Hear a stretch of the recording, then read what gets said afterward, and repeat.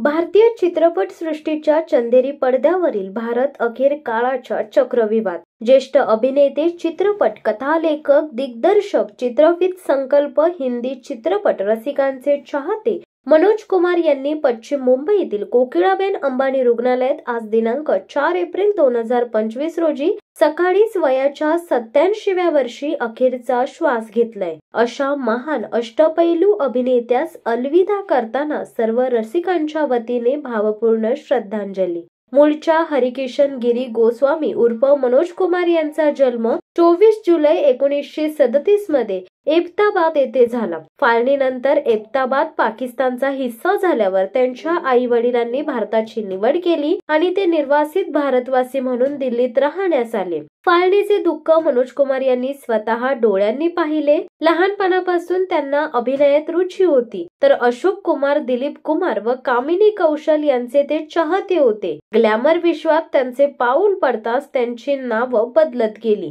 भारतीय चित्रपट सृष्टीत पाऊल ठेवताना त्यांनी मनोज कुमार हे नाव धारण केले आणि देशभक्तीपर चित्रपटांची निर्मिती केली। देशभक्तीपर चित्रपटांच्या निर्मितीत त्यांना बॉलिवूडमध्ये सर्वोच्च मानांकन आहे। कथानकांच्या अपेक्षावत त्यांनी भारत या नावाने वेळोवेळी आपली भूमिका सादर केल्याने ते भारत या नावाने अजरामर झाले। मात्र आज हा भारत काळाने आपल्यातून हिरावून घेतला आहे। मनोज कुमार यांच्या जाण्याने संपूर्ण भारतीय चित्रपट सृष्टीत शोककळा पसरली आहे। चित्रपट रसिकांना आता मागे राहिलाय तो त्यांचा वारसा, म्हणजे त्यांचे अभिनीत चित्रपट।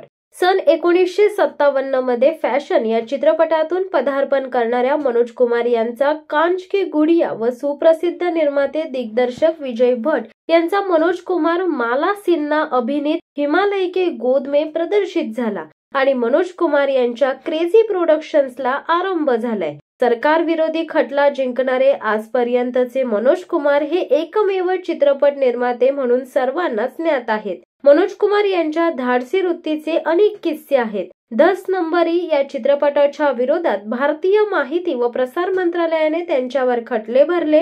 अखेर मनोज कुमार यांनी बाजी मारली आहे। कोर्टाने त्यांच्या बाजूने न्याय दिल्याने या 10 नंबरी चित्रपटाचा प्रदर्शनाचा मार्ग मोकळा झाला। पुढे शोर चित्रपटाला तर प्रथम दूरदर्शनवरून प्रदर्शित करण्यास भाग पडले। मात्र पुढे मोठ्या पडद्यावर प्रदर्शित केलेल्या बॉक्स ऑफिसवर त्यांना भारी खोट पदरात घ्यावी लागली होती, पण देशभक्तीपर चित्रपटांचा त्याचा सिलसिला कायमच सुरू राहिला। माजी पंतप्रधान इंदिराजी त्यांच्या बरोबर पूर्वी तसे शक्य होते, पण त्यांनी राबवलेली आणीबाणी त्यांना मान्य नव्हती। त्यातूनच त्यांनी माहिती व प्रसारण मंत्रालयामार्फत ऑफर देऊनही आणीबाणी या विषयावर डॉक्युमेंटरी बनवण्यास चक्क नकार दिला।